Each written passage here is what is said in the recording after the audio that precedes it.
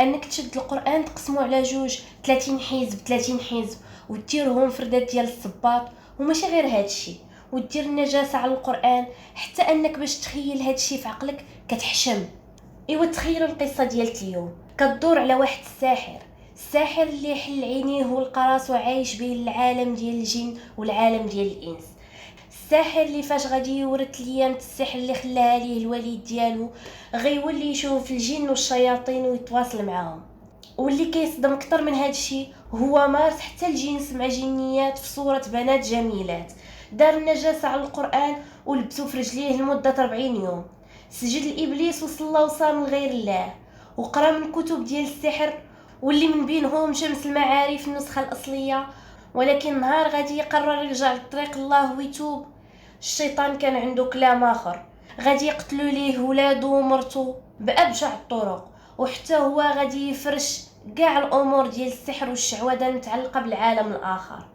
داكشي علاش قصتنا اليوم غادي تكون عامرة بالأحداث المرعبة واللي ما تدخلش للعقل من الغرابة ديالها، ولكن كل جملة غنقولها راها حقيقية. والساحر التائب داود محمد الفرحان هو اللي عاودها على لسانه، عاود هاد الشعر المباشر وقدام واحد من أشهر الشيوخ والدعاة اللي هو نبيل العوضي، واللي الأكثرية منكم غادي يكونوا عارفينه.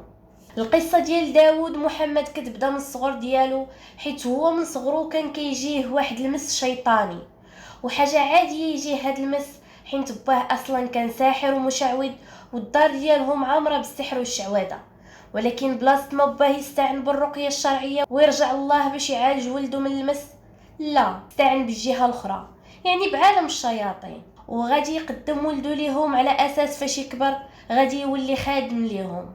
كيقول داود بقيت على هاد الحال حتى وصلت تقريبا 12 عام، يعني العمر اللي بنادم كيبدا يفهم فيه ويستوعب شنو كيوقع قدامه.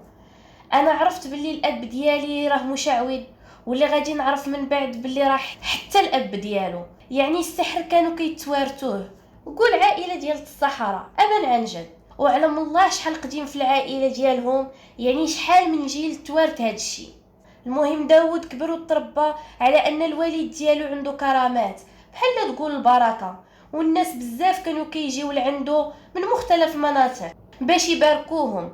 ومن طبيعه الحال راه هذا الشيء اعمال شركيه كيف ما عارفين. والحاجه الاخرى اللي لاحظ على الاب ديالو انه ما كانش كياكل ماكله عاديه بحال الناس، كان كياكل واحد اللحم اللي شكله ولونه كان غريب، اما الريحه ديالو كانت خايبه، واللي غادي يتضح من بعد باللي هاد اللحم ديال الجيفه، سواء قطوطه ولا كلاب ولا بنادم ميت، المهم تكون جيفه.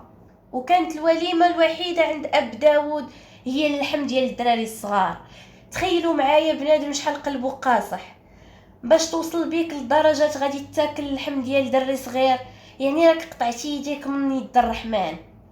المهم موراها بشي عامين تقريبا الاب ديال داود غادي يتوفى، مات على سوء الخاتمه، مات وهو ساحر وما تابش الله.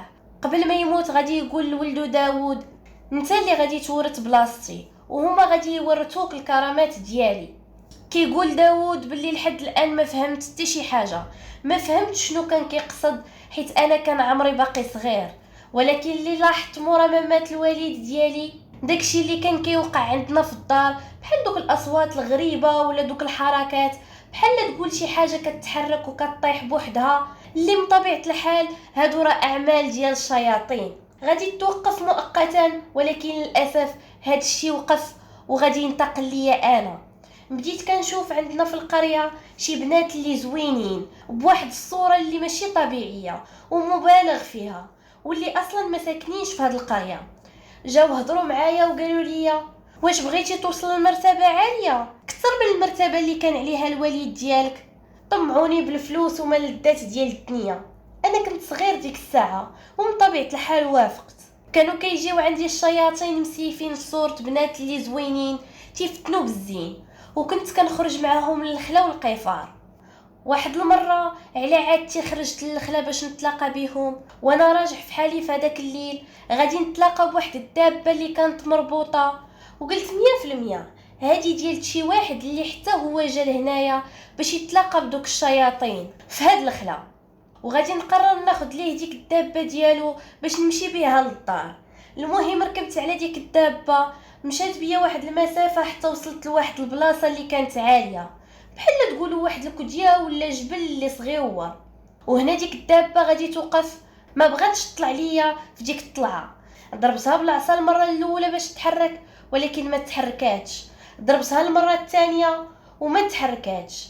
في الضربه الثالثه غادي تدور راسها لعندي وغادي تنطق. واش كتسحبني حيوان باش تضربني؟ صوتها كان ديال البنت. انا بقيت غير مصدوم بلاصتي، وبكثر داك الخوف شديت ديك العصا وبغيت نزيد نضربها، وتما غادي تختفي من تحتي وانا غادي نطيح للارض وغادي نفقد الوعي ديالي. ماشي نهار ولا سيمانه ولا شهر، راه 3 سنين وانا فاقد الوعي بسبب هاد الغيبوبه.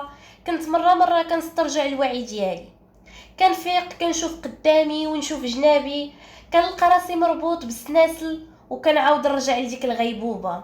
وبالنسبه لعلاش كان كيلقى راسو مربوط، حيت الام ديالو هي اللي كانت رابطاه بالسناسل، حين عرفات باللي ولدها باغي يمشي على الخطوات ديال باه، وباللي كان كيمشي للغابه باش يتلاقى بالشياطين. داكشي علاش قررات تربطو باش توقفوا من هاد الاعمال اللي كيدير.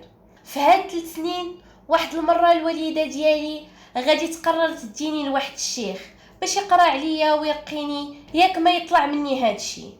ولكن فاش مشيت مع داك الشيخ طلع اصلا غدجال، وغا شافني قال ليهم خرجوه عليا، هذا عليه الاسياد ديال باه. يعني الدجال طلع اضعف من داود. المهم رجعوني للدار، من بعد بديت كنسترجع الوعي ديالي بشويه بشويه. كانت الوالده ديالي فاش كتعطيني الماكله ناكلها، الشياطين كانوا كيخرجوا ليا وكيقولوا لي لا ما تاكلش هذيك الماكله. كانوا كيجيبوا لي نفس ديك الماكله اللي كان الوالد ديالي كياكلها، يعني اللحم ديال الجيفه. بديت كل نهار كناكل من هذا اللحم حتى ولفت عليه ولا هو الاكل ديالي. في واحد الليله الشياطين غادي يفكوني من داك الرباط ديال السناسل اللي كانت رابطاني بهم الوالده، وغادي يخرجوني من ديك البلاصه اللي الا شفتوها غادي تقولوا مستحيل انسان يقدر يخرج من هاد البلاصه اللي كانت مضيقه بزاف، ما يمكن حتى مش يخرج منها. كيفاش هما قدروا يخرجوني من تما وكيفاش داروا ليها هو براسو ما فهمش وما استوعبش هادشي. تيقول ما حسيت براسي حتى لواحد المدينه اللي سميتها زبيد، وهاد منطقه زبيد راها بعيده بزاف على القريه ديالي، وإلا شديتي الطريق بالطوموبيل غتقدر تاخد منك النهار كامل ديال الطريق. ولكن هو وصل ليها بواحد السرعه اللي قياسيه، يعني واحد المده اللي قصيره. ومن فوق هادشي راه هو كان غادي على رجليه، يعني ماشي راكب على شي حاجه. غير باش تعرفوا باللي راه الشياطين هما اللي وصلوه، طيروه ولا ما نعرف شنو داروا ليه. غادي يجلس 3 ايام في واحد المسجد، وموراها غادي يقول ليه مول داك المسجد خاصك تمشي لواحد المنطقه سميتها يفرس باش تزور تما الضريح ديال واحد الوالي كان سميتو ابن علوان. وهاد ابن علوان هذا كان واحد من المتصوفين، يعني نقدروا نقولوا عليه كان انسان اللي صالح، ولكن الناس مورا الوفاه ديالو هي اللي خدمات الضريح ديالو في الشرك والعياذ بالله. حيت كيف ما غادي نشوفوا كيديروا في هذا الضريح حوايج اللي صراحه راه بزاف وما كتدخلش للعقل. كيقول داود فاش وصلت لذاك الضريح طلبوا مني نصلي ونصوم ونقرا القران، ولكن هادشي كامل ماشي لله، هادشي للشيطان. حيت كنت كنصلي ماشي في اتجاه ديال القبله، وكنت كنصلي لجهه الضريح، وكنصوم للشيطان. وحتى داك الكتاب اللي قالوا لي قران وكنقرا منه، حاشا ولي الله واش يكون هذا قران، هذا بعيد كل البعد على كلام الله. دوزت 15 يوم على هاد الحال هادي، وفاش قربت نسالي طلبوا مني نذبح قربان للشيطان، وبالفعل داكشي اللي وقع. ذبحت خروف على سميتو. اول ما ذبحت داك الخروف حسيت بواحد القوه وواحد الاحساس اللي كان غريب، ومن تما وليت صاحب كرامات. كيف ما كان الوليد ديالي كنت قادر نعرف على الشخص اللي قدامي كل شيء. الشياطين كانوا كيجيبوا ليا كاع المعلومات عليه، وكان الشرط الوحيد باش نبقى محافظ على هاد الكرامات هادو هو كل 15 يوم في كل عام نجي لهاد الضريح ونصلي ونصوم ونقرا وندبح للشيطان، بحال تقولوا تجديد العهد. وقالوا لي باللي كاين واحد السبحه وخاتم وثلاثه ديال الكتوبه مخزونين، راه امك خزناهم عليك، وهذاك هو الورث اللي خلى ليك باك قبل ما يموت. الكتاب الاول ديال شمس المعارف، والكتاب الثاني سميتو المندل، والكتاب الثالث سميتو الجفر ولا الكفر كيف ما تينطقوها في اليمن. المهم رجع داود باش ياخذ الورث اللي خلى ليه باه. غادخل من طبيعه الحال الام ديالو غادي تسولو، قالت ليه فين كنتي هاد الايام وكيفاش قدرتي تهرب وانا كنت رابطاك بالسناسل. المهم هي فاش شافتو كانت عارفه بهاد الامور، قالت ليه انت مشيتي لضريح ابن علوان؟ قال لها ايه، تما فين كنت وبغيتك تعطيني السبحه والخاتم وثلاثه ديال الكتوبه اللي خلى لي الوالد. قالت لي اسمع نقول لك ولدي، باك قبل ما يموت راح حرق داكشي. ولكن داود بقى كيضحك وقال لمو بلي ما تكذبش عليه، داكشي راه مخبياه في البلاصه الفلانيه، وعطاها البلاصه فين خزناهم بالضبط. هي ما كانتش عارفه بلي راه الشياطين هما اللي قالوا ليه البلاصه. المهم مشى حفر في ديك البلاصه وغادي يجبد داكشي. من هنا غادي يبدا المسيره ديالو كساحر، غادي يقرا دوك الكتوبه وغادي يتعلم منهم داكشي اللي كان غادي يحتاج، وغادي يدوز المرحله الاولى وغادي يدوز للمرحله الثانيه اللي هي كانت الخلوه. حيت اي واحد بغى يولي ساحر خاصو يختالي براسو واحد المده ديال الوقت، ما يهضر مع ناس، ما يشاركهم مكان، بحال الساحر عبد الله الحضرد اللي كان اختالى براسو في الصحراء الربع الخالي حتى كتب الكتاب ديالو العزيف اللي كنا هضرنا عليه شحال هادي. المهم خليونا في قصه داود اللي مشى لواحد المغاره اللي معزوله، وغادي يبدا دوك الطقوس ديال الخلوه اللي الصراحه داكشي راه ما كيدخلش للعقل. كيفاش غادي توصل الحقاره بنادم يدير هادشي؟ راه جاب معاه جوج ديال المصاحف، واحد غادي يشدوه وغادي يقسموا على جوج، يعني 30 حزب هنا و30 حزب لهيه، وغادي يرجع داك القران صباط، كل نص ديال القران داروا في فرده ديال الصباط والعياذ بالله. وغادي يشد المصحف الثاني، غادي يقطع كاع الاوراق اللي فيه وغادي يديرهم فراش ليه، عليهم كينعس وعليهم كيطغوط وكيدير المسائل ديالو. دوز في هاد المغاره هادي 40 يوم كياكل وكينعس، واللي من طبيعه الحال راكم عارفين شنو كان كياكل. كان كياكل داك اللحم اللي كانوا كيجيبوا ليه الشياطين، وفاش كان كيبغي يقضي حاجته كان كيقضيها تمانيت فوق دوك الاوراق ديال القران والعياذ بالله. وما كانش كيغسل ويغتسل، كان ممنوع عليه يقرب الماء، كان كيبقى بالوسخ ديالو. داز 40 يوم وفي النهار الموعود يعني نهار 40 غادي يخرج عنده الروحاني الاكبر اللي هو الشيطان. قال لي شنو باغي؟ طلب مني. قال ليه داود بغيت خادم من الجن باش يعاونني في الاعمال ديالي، ولكن الشيطان اختفى وما قدا ليه حتى شي غرض. داود ما غاديش يستسلم وبقى مكمل في دوك الطقوس. داز شي ايامات اخرى وغادي يقضي ليه الشيطان دوك المطالب ديالو، يعني عطاه الخدام اللي يكونوا تحت الامره ديالو. عاد باش قدر يخرج من ديك المغاره، دابا قدر يحقق المبتغى ديالو من ديك الخلوه. تيقول داود فاش خرجت من ديك المغاره كانت الريحه ديالي كتخنق ديال بصح، الكلب ريحته احسن من الريحه ديالي. ومن بعد هذا النهار غادي يتحرم على داود الصلاه ودخول المسجد الا في حاله وحده، الا اذا كان مع الناس واضطر انه يصلي معهم باش ما يبينش باللي هو كافر. وواخا كان كيصلي مضطر خاصو يصلي بلا وضوء ويكون على جنابه ويكون موسخ وعليه النجاسه، ويدير غير الحركات ديال الصلاه وصافي، ما يقرا قران ما يذكر الله. هادشي كامل غادي يديرو قدام الناس وصافي، غير باش يوهمهم باللي هو رجل صالح وصاحب كرامات، ولكن هو من الداخل ديالو راه مجرم وقاطع يديه من يد الرحمن، وكافر بالله ورسوله والكتب السماويه ديالو. وتحرم عليه يجلس في البلايص اللي فيهم الذكر ديال الله، يعني قران، اذكار ولا امداح، المهم شي حاجه بحال هكا. وإلا فات حتى سمع الاذان خاصو يحاول يتجاهلو ويحاول ما يسمعوش. ومن بعد غادي يطلب من داود انه يمشي لبئر برهوت، واللي ما عارفش هاد البئر راه كنا درنا عليه قصه شحال هادي، واللي قال رسول الله صلى الله عليه وسلم انه اشر ماء على وجه الارض. المهم قالوا ليه الشياطين باللي راه في طريق البئر غادي تشوف بزاف ديال العلامات، ولكن ما تخاف من والو، هادوك علامات كيدلوا على انك غادي في الطريق الصحيح. وفاش غادي توصل تما غادي نقولوا لك شنو غادي دير باش تلقى السيد الشياطين واللي غيكونوا حارسينه مخلوقات سفليه. في المرحله الاولى انا كنت ميت من الخلعه، ولكن تفكرت باللي قالوا لي غير كمل الطريق ديالك، واخا تشوف اللي شفتي في طريقك ما تخافش. اما في المرحله الثانيه قالوا لي غادي تشوف بزاف ديال الافاعي والعقارب، ولكن هادو كاملين كانوا غير علامات باش نكمل الطريق ديالي. والعلامه الثالثه والاخيره قالوا لي غادي تشوف براكين كتفجر من الجبال بحال الدم. وقربت من داك الغار اللي توصف ليا واللي فيه غادي نتلاقى بكبير الشياطين ولا الروحاني الاكبر. ولكن كلما كنت كنقترب لداك الغار كنسمع اصوات مخلطه، كلاب، حمير وغنى وروينه ديال الاصوات واللي ما عمرني ما سمعت بحالها، اصوات اللي كتخلع ديال بصح.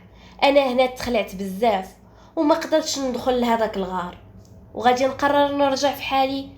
وهنا من الرحمه ديال الله بيا غادي تطيح على بالي آية الكرسي، ومن كثرة الخوف ديالي غادي نقراها ما حسيت براسي حتى لقيت راسي مليوح بعيد من ديك المنطقة. ورجعت في حالي للقرية، ومن بعد واحد الفترة ديال الوقت غادي نمشي للمسجد الأول اللي هي منطقة ديال زبيد اللي كنت دوزت فيها ديك 3 أيام شحال هادي. قال لي مول داك المسجد واش زرتي الغار اللي كاين في برهوت؟ قلت ليه راني مشيت، ولكن راه ما قدرتش ندخل لعنده. وها شنو وقع ليا وها شنو. قال لي شوف غادي دير واحد القضيه اللي مزيانه، عاد غادي نحضروا ليك هنا بلا ما تمشي انت لعنده. غادي تمشي تجيب ليا خروف باش نذبحوا قربان ونحضروه. وداكشي اللي غادي يوقع، غادي يشري داود واحد الراس ديال الغنم وغادي يجيبوا ليه وغادي يذبحوه قربان. وبداو كيديروا دوك التحضيرات وكيقراو الطلاسم والبخور حتى لواحد الوقيته قال ليه دخل عنده باش تصلي.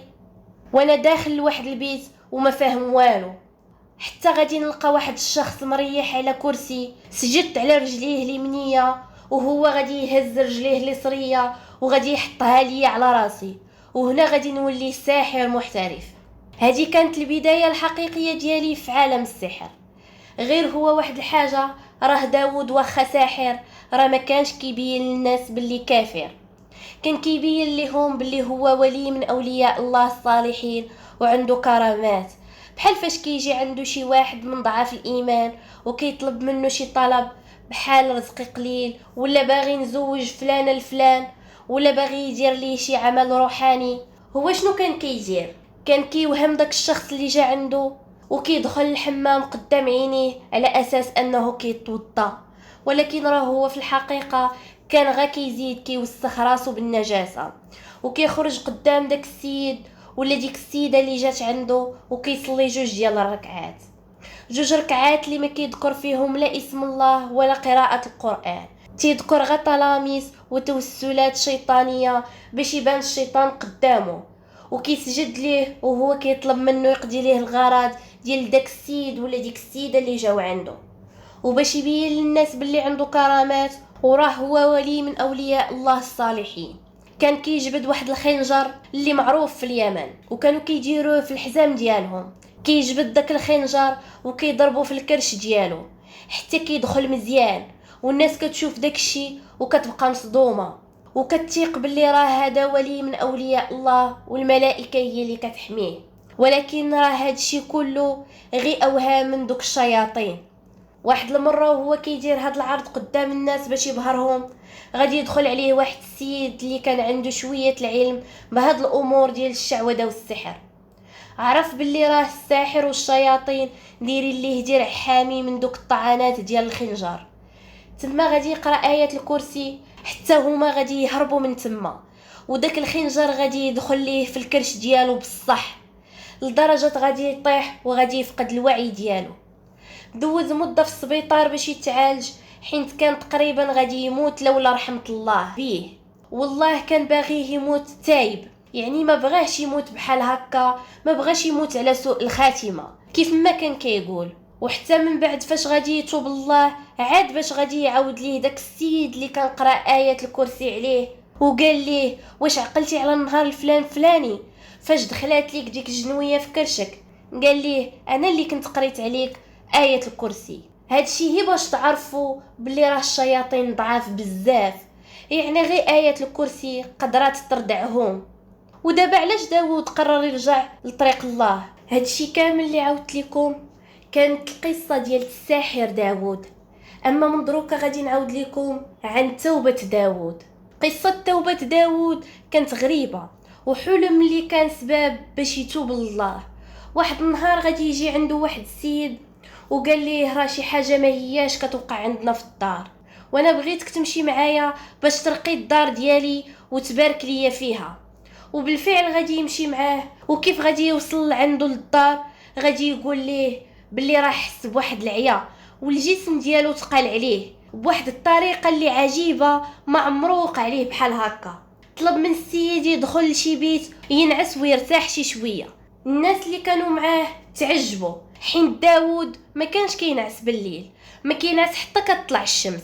حتى لهنايا وغادي يهرس القواعد اللي شحال هاجي وهو متابعها. قال ليه مول ديك الدار مرحبا، ما كاين حتى شي مشكل، دخل لداك البيت نيت راه معزول شي شويه وسد عليك تما ارتاح مع راساتك، راه ما كاين لا صداع لا والو. دخلت ونعست، بديت تنحس بالجسد ديالي غريب عليا، حسيت بواحد البروده وواحد الرعشه اللي غريبه. دخلت في ديك المرحله الاولى ديال النعاس، الجسم ديالي غادي يتقال عليا وحسيت باللي راه الموت هادي، وفعلا راني مت. ولكن كنحس باللي هاد الشيء بصح ماشي حلم، بحال الحلم تخلط بالواقع. تهزيت في البلاصه، تغسلت وتكفنت وصلوا عليا صلاه الجنازه. بداو كينزلوني بشويه بشويه لديك الحفره ديال القبر، ومن كثرت ما الحلم كنحسوا باللي راه بصح واقعي. بديت كنسمع الاصوات ديال الناس كتهضر عليا وانا في القبر ديالي. ها اللي كيقول شنو قدم هذا الاخره ديالو، هذا ما يستاهلش يصلي عليه بنادم اصلا صلاه الجنازه. كل واحد وشنو كان كيقول عليا، ولكن كل شيء كان كيهضر عليا غير بالخايب. بداو كيرجعوا عليا الطراب بشويه بشويه حتى الظلمات القضيه ما بقى كيبان ليا والو. سمعت الخطوات ديالهم وهما كيمشيو واحد مورا الاخر، حتى بقيت غاب وحدي في ديك الظلمه.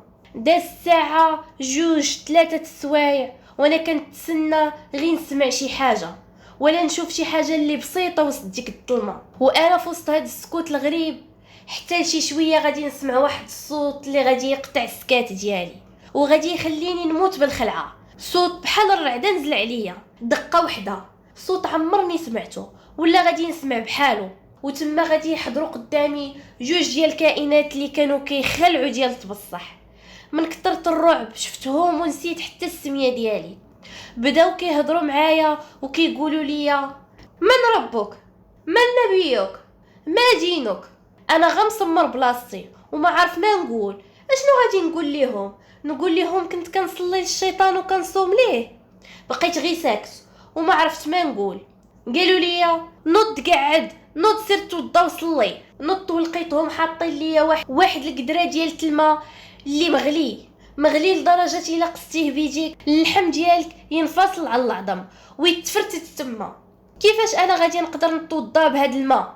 حاولت نهرب ولكن غير بغيت نهرب حتى خرجت ليا واحد اليد من النحاس، خرجت ليا من تحت الارض وشدتني من الصدر ديالي حتى حسيت بالضلوع ديالي تشابكوا.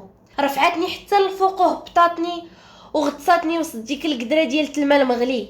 وتما من كثرت هذا الشيء ما كنحسو واقعي وكنعيشو ديال بصح. غادي نطلق واحد الغوته لدرجه فيقت الناس كاع اللي كاينين في ديك الدار. جاو كيجريو لعندي، دخلوا ولقيت راسي راه غير كنت كنحلم. قلت لهم معليش راني كنت كنحلم وما بقيتش كنفكر في هاد الحلم علاش وقع ليا. بديت كنفكر واش معقوله الشياطين بغات تنتقم مني وكتخلط ليا الحلم بالواقع. سولت راسي واش انا مقصر من جهتهم، واخا راه بصراحه خاصو يسول العكس، خاصو يسول راسو واش هو مقصر في عباده الله، وشنو هاد الطريق اللي غادي فيها. هذا هو السؤال الحقيقي اللي خاصو يسول. كيقول داوود باللي كان كيسول راسو مئات الاسئله ومئات الاسئله كتضرب ليه في راسو حتى عيا وغادي تدي عاوتاني عينيه وغادي ينعس وغادي يحلم هاد المره بالاب ديالو، الاب ديالو اللي ورثو السحر. كانت هذه اول مره غادي يحلم به. شفتو في نفس ديك البلاصه اللي كنت فيها قبيله كيتوضى من نفس ديك القدره ديال الماء المغلي، كيتوضى والجلد ديالو كيتفرتت عليه، ولكن هو مكمل في الوضوء، ما قدرش يوقف. شويه غادي يدور لعندي وقال لي: ولدي داود، هرب، وقف داكشي اللي كدير فيه، راه باقي قدامك فرصه باش تتوب. عافاك ولدي، صلي وتوب لله ورجع لطريقه. هنا ما غاديش ينفعوك لا جن ولا شياطين ولا كرامات. انا مخلوع، حسيت باللي هذه رساله مباشره من الله. بكيت بزاف ديك الليله، ندمت على كل دقيقه دوزتها في عباده وصوم وصلاه لغير الله. هنا غادي نقرر انني نتوب لله. قررت خاصني نوض نتوضا ونصلي، ومن هاد الليله غادي تبدا التوبه ديالي. ولكن فاش بغيت نوض ما قدرتش، حسيت براسي باللي انا بلا عظام. بديت كنعافر حتى قدرت نوض، وانا عارف باللي راه الشياطين اللي رابطاني باش ما نتوبش، وهما اللي متقلين ليا صحتي. ومشيت للحمام ونويت الطهاره والاغتسال. اغتسلت وتوضيت لاول مره في حياتي. خرجت وفرشت السجاده، وكانت هذه اول مره غادي نصلي وغادي نسجد لله. وبديت كنصلي، وانا كنصلي بديت كنزف، كان كيخرج مني الدم، وكيف ما نتوما عارفين راه من مبطلات الصلاه. ولكن واخا هكاك انا كملت الصلاه ديالي، حيت انا عارف باللي هما ما بغاوش يخليوني نكمل صلاتي. بديت كنشوف الشياطين كتشكل قدامي وكيهددوني باللي الا ما وقفتش هاد الشيء غادي يأذيوني. شويه غادي يتشكلوا قدامي واحد البنات اللي زوينين بزاف، فائقات الجمال. كيف ما كنقولوا الا شفتيهم ما تقدرش تحيد عينيك عليهم. هادشي كامل غير باش يغويوني ونوقف ديك الصلاه. ولكن الحمد لله قبل ما نضعف قدامهم حتى سمعت الفجر كيأذن، وكلشي داكشي اللي كان قدامي غادي يختفي. ولكن للاسف بداو كيخرجوا ليا من كل بلاصه، بغاو ينتقموا مني وكيهددوني في كل مره كيتشكلوا قدامي. مره كيتشكلوا في صوره حيوان، مره في صوره ديال افراد من العائله ديالي. قلبوا حياتي الجحيم، بغاو يحمقوني، بداو كيبانوا ليا حتى في الاحلام ديالي، وكيخيروني ما بين عائلتي ولا نرجع معاهم. وقالوا لي: كان واعدوك الا رجعتي معنا غادي نزيدوك في المرتبه ديالك وغادي تولي من المقربين عند ابليس. الصراحه الاختيار صعيب عليا بزاف، كيفاش نختار ما بين عائلتي وبين الله؟ تشاورت مع مرتي وقالت لي: مراتي، الاخره هي اللي ما ليهاش تعويض، وان شاء الله يعوضك بما احسن منا. حاولت نستعن بالرقات والمشايخ باش ننقذ العائله ديالي، ولكن والو، بلا فايده. انا كنت مغرق بزاف مع الشياطين وصعيب باش نخرج منهم. بدا الانتقام من ولدي الكبير ضياء الدين. واحد النهار وحنا جالسين كناكلو، حتى ولدي قدام عينيا غادي تنفخ بحال شي شومبرير اللي نفختيه بالهواء ولا شي بالون، حتى غادي يتشقق الجلد ديالو على العظم، وعينيه غادي يخرجوا وغادي يطرطقوا. تما سخفت من هول المنظر اللي شفت قدامي. موراها تاني ولدي الصغير اللي كان سميتو عمار، تا هو غادي يوقع عليه نفس الشيء وغادي يموت الله يرحمه. الزوجه ديالي غادي يعطلوها واحد شويه حيت كانت حامله ديك الساعه وكانت قريبه تولد، كانت في شهرها الثامن. وباش يعذبوني اكثر خلاوها حتى قربت تولد باش ياخدوه. هنا غتوقع واحد الحاجه اللي الصراحه ما غاديش تدخل لكم العقل ديالكم. الجنين اللي في كرش مرتي غادي يختفي من كرشها، والكرش ديالها غادي يتفش. مشيت عند بزاف ديال الاطباء، ولكن الاطباء ما فهموا حتى حاجه في هذه الحاله.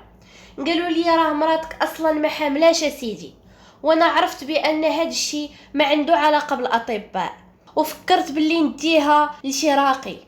ديتها لواحد الراقي وبدا كيقرا عليها وغادي يهضر على لسانها واحد الشيطان، وقال لي: راه انا اللي كليت ولدك، وما غاديش نخرج من الزوجه ديالك حتى نقتلها وناكل من الكبده ديالها.